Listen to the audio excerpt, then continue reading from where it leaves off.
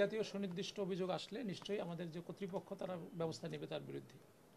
But আপনারা নিজ থেকে স্বপ্রণোদিত হয়ে এগুলো চেক করার জন্য কি করতেছেন? আমাদের চেক করার জন্য যে আপনাদের আমরা এখানে আমাদের লোকজন আছে, সবসময় সরাসরি মনিটরিং করার ট্রাই করছি আমরা। সেই সাথে যেটা আমি বললাম যে ক্লোজ সার্কিট ক্যামেরা লাগানো হয়েছে, আমি নিজে মনিটরিং করছি।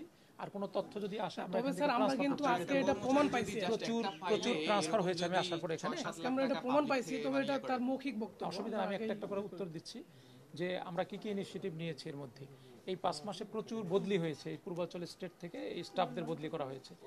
আমরা যাদেরকে এই ধরনের সন্দেহ করেছি যে এই জাতীয় কাজের সাথে ওনারা যুক্ত থাকতে পারে, এই যেমন জাফর সাদেক, সেও ছিল, আমি আসার হয়তো একদিনের মাথায় বদলি হয়েছে বা সামথিং।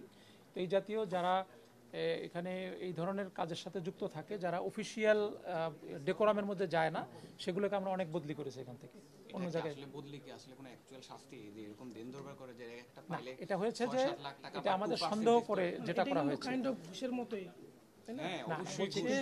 এই জাতীয় কোনো কিছু আমাদের নলেজে আসে নাই বা কোনো ধরনের অভিযোগ কারো কাছ থেকে আমরা পাইনি, আমার কাছে আসে নাই। বাট চেয়ারম্যান মহোদয়ের কাছে আসছে কিনা তাদের যে পারসেপশন, তারা ওইভাবে চিন্তা করে, তারা একটা মধ্যস্থতা করতেছে।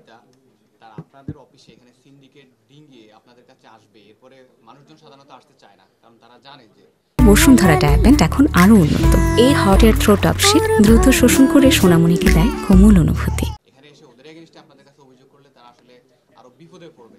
আপনিও বুঝেন, আমিও বুঝি। না এটা সঠিক না, করার জন্য আপনাদেরকে ব্যবস্থা নিতে আমি বলছি সঠিক না এটা। কারণ হচ্ছে যে কোনো লোক কারো বিরুদ্ধে কোনো ধরনের কিছু বললে এটা আমি তো অন্তত ডিসক্লোজ করি না। যেহেতু আমি ডিসক্লোজ করি না, সুতরাং তার কোনো বিপদের বিষয় নেই। কারণ আমরা মানুষের কাছ থেকে এই ধরনের তথ্য নিয়ে আমরা অলরেডি অনেক ব্যবস্থা নিয়েছি। বাই দিস টাইম অনেক বদলি হয়েছে। তবে আমার কাছে এখন পর্যন্ত আপনি যে ধরনের অভিযোগের কথা বলেন, এই জাতীয় অভিযোগ আমার কাছে কেউ নিয়ে আসেনি। আপনার অফিসে এগুলো আছে না, যদি থেকে থাকে সেক্ষেত্রে অভিযোগ আসলে আমরা সে ব্যাপারে ব্যবস্থা নিতে পারবো। এখন যদি কেউ আন্ডার হ্যান্ডে কোথাও অন্য কোনো জায়গায় গিয়ে এই ব্যাপারে লেনদেন নিজে করে থাকে, এটা আসলে তো এটা তো আসলে এখান থেকে উত্তর দেওয়া যাবে না।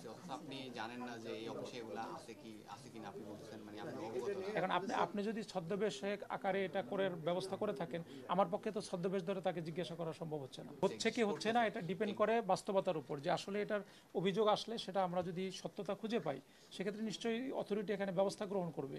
তো এখানে নাই এই কথাটা আমরা কেন বলবো? বাংলাদেশের কোন অফিসের ব্যাপারে কি উদ্বোধন করতে পারবে না? এগুলো পাবলিক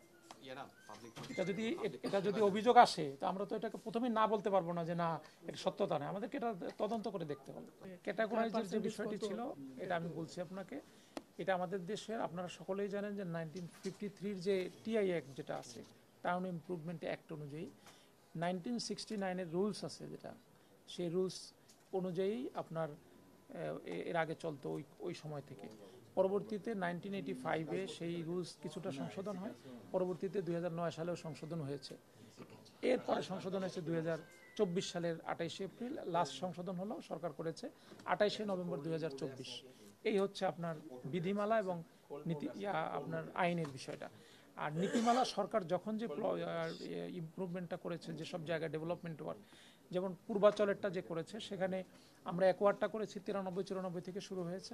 2001 সালে কিন্তু সরকার একটা বিজ্ঞাপন দিয়েছে। তো সেই বিজ্ঞাপন অনুযায়ী যখন ইনভাইট করলো প্লটে, তার আগে একটা নীতিমালা করে দিয়েছে মন্ত্রণালয়। সেই নীতিমালায় এখানে উল্লেখ করা আছে কোন পার্সেন্টেজে কোন ক্যাটাগরিতে কোনটা যাবে। সেভাবে নীতিমালা অনুযায়ী এটার আপনার ইনভাইট করা হয়েছে। যখন অ্যাপ্লিকেশন অতিরিক্ত পাওয়া গেছে, সেটা লটারির জন্য বুয়েটকে এখানে দায়িত্ব দেওয়া হয়েছে।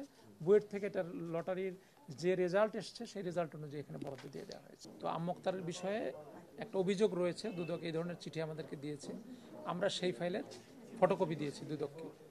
পরবর্তীতে ওনার বিরুদ্ধে কোনো ধরনের কোনো কিছু রয়েছে কিনা এই ব্যাপারে ক্লিয়ারেন্স দেওয়ার জন্য আমরা দুদকে চিঠি লিখেছি। কোনো জবাব আসছে না দিনের পর দিন, বছর 2-2.5 বছর হয়ে গেছে, আবার দিয়েছি, আসছে না।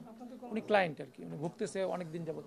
আমি ওনার ফাইল 3টা দেখাই, আপনার ফাইল 3টা আনতে বলেন তো। না, জাস্ট একটু বোঝার জন্য, আপনাদের কাছে নাই, ফাইল 3টা নিয়ে না, সেটাই আমি শুধু ওই এন্ডে জেনে ওনার ফাইল কার কাছে, ফাইল 3টা নিয়ে আসেন। উনি প্রায় 2-2.5 বছর ভুগতেছে, এই জন্য আমরা একটু যদি জেনে নেই, তো ওইভাবে আমরা পাঠালাম। তারা যদি তথ্য দিয়ে দেয়, তো ওনাকে অন্তত সেখান থেকে উদ্ধার করা যাবে।